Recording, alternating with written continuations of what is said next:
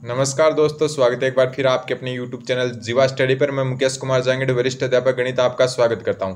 तो बात करेंगे हम आरपीएससी सेकंड ग्रेड जो संस्कृत शिक्षा विभाग है उसकी वैकेंसी की। तो अभी देखो आपका जो है 29 से जो 31 दिसंबर के बीच में एग्जाम है और लगभग जो है 3.5 महीने के आसपास बचे हैं आपके पास।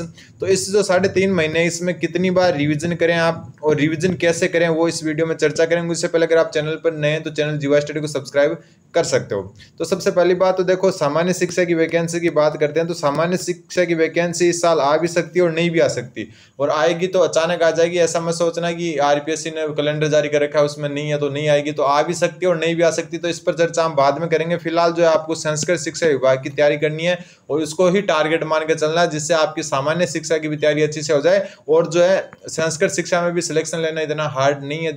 पोस्ट भले ही कम दिख रही हो आपको, लेकिन सिलेक्शन लेना इतना हार्ड नहीं होता है। तो चलो स्टार्ट करते हैं। तो सबसे पहली बात तो कि आपके पास 3.5 महीने बचे हैं, ठीक है।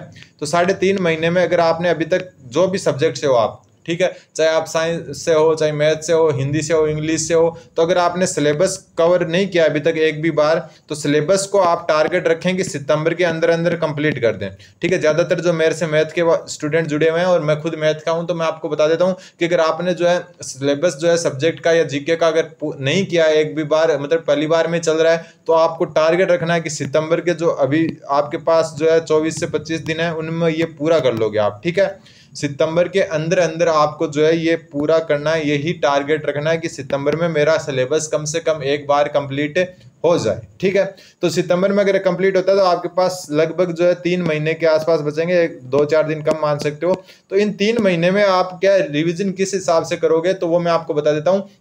सबसे पहली बात तो आपको जो है पहली बार में हो सकता है कि जो पहला रिविजन है वो 20 दिन में हो जाए, ठीक है। अगर पहला रिवीजन 20 दिन में हो जाता है तो अगला रिवीजन आपका 15 दिन में होना चाहिए पूरे सिलेबस का, ठीक है। उसके बाद में अगला रिवीजन 10 दिन में होना चाहिए आपका पूरे सिलेबस का।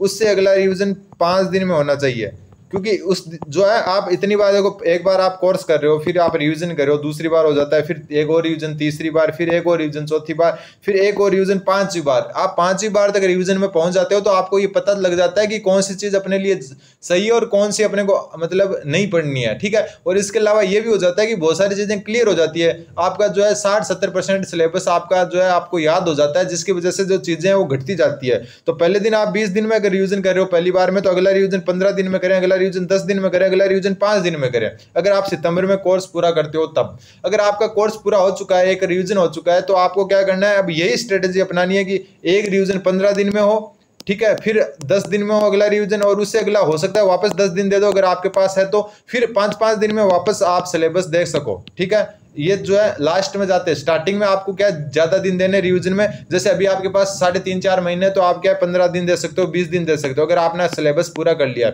अब अगली बार जब रिवीजन करोगे तो उसको 10 से 15 दिन में पूरा क्या करने की कोशिश करना। उससे अगला करोगे तो आप क्या वापस जो है, अगर आपके पास टाइम है, क्योंकि अगर आपने सिलेबस कर लिया तो आप 10-15 दिन दे सकते हो, लेकिन जैसे जैसे एग्जाम के पास आओ तो 5 दिन में रिवीजन हो जाना चाहिए। यानी कि नवंबर और जो लास्ट है, नवंबर लास्ट, एक बार नवंबर लास्ट और जो है आपका दिसंबर जो है स्टार्टिंग, यहाँ पर क्या है आपको जो है नवंबर लास्ट और नवंबर के लास्ट के 6-7 दिन ले लो, और दिसंबर के जो है आपका 20-25 दिन जो आपके पास आते हैं, अगर इनको लें तो इन जो है लगभग 1 महीने की बात करें तो इस 1 महीने में आपके कम से कम जो है 4 से 5 रिवीजन हो जाने चाहिए, ठीक है। हो सकता है कि आपका नवंबर जो है, नवंबर में आप 10 से 15 दिन दे रहे हो। अब ये मत सोचना कि इतने बड़े मैथ का सिलेबस का जो है 10 से 15 दिन में रिवीजन कैसा होता है। तो मैंने खुद ने एग्जाम दिया तो मैं आपको बता दूं कि आप इस लेवल पर पहुंच जाओगे बार बार रिवीजन करने से कि लास्ट में देखो, जैसे हमारे जो है जो जीके का पेपर और जो मैथ का पेपर था उसके बीच में 1 दिन था, ठीक है। कितना दिन था? 1 दिन। तो हम कह सकते हैं 1 दिन या फिर 1.5 दिन मान सकते हो आप, ठीक है। कितना दिन था? 1.5 दिन था। तो अब जो है आप जो है इस 1.5 दिन में पूरा सिलेबस कर पाओगे। लास्ट में मान लो जीके का पेपर दे आए आप, फिर मैथ बची आपके पास, या आपका जो भी सब्जेक्ट है, साइंस है, इंग्लिश है, तो उसमें अगर आपको 1 दिन का गैप मिलता है या फिर जो है आधे दिन मिलता है, आपको अगले दिन ही पेपर होता है, तो उसमें आप एक बार सिलेबस को पूरा देख लो। इस लेवल पर आपको चले जाना है, ठीक है।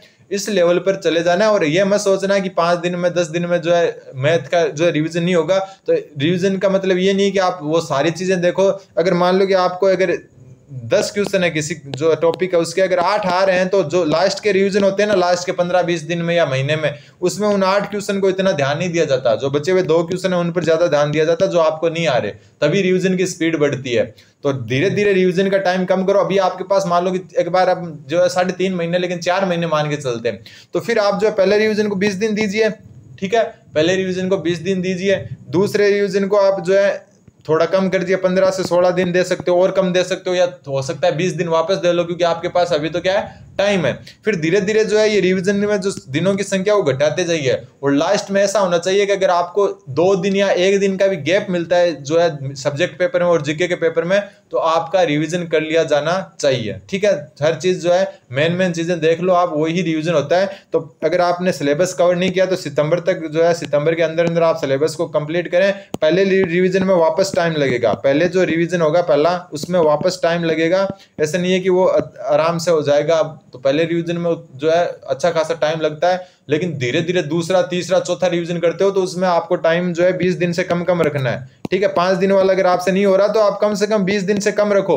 20 दिन से भी कम रखते हो तो आपके जो है अभी से अगर मान के चले हम, तो मान लो 100 से ज्यादा दिन है तो 5 से 6 बार रिवीजन हो सकता है, ठीक है। कितनी बार हो सकता है? 5 से 6 बार। मान लो कि अगर आप पहले 4 रिवीजन में 20-20 दिन लेते हो, ठीक है, 20-20 दिन लेते हो पहले 4 रिवीजन में, ठीक, तो 80 दिन हुए। बाकी जो है आपके पास 30 दिन 35 दिन और बचते हैं, उनमें आप जो है 10 दिन में रिवीजन करो, फिर वापस रिवीजन करो बार बार। और एक दूसरी बात, इंपॉर्टेंट बात ध्यान रखना, जो भी चीज पढ़ रहे हो आप, जो भी बुक पढ़ रहे हो, जो भी सीट निकाल रहे हो मैथ में हो, तो जो भी नोट्स पढ़ रहे हो, उनके अलावा नई चीज की तरफ बिल्कुल भी मत जाना।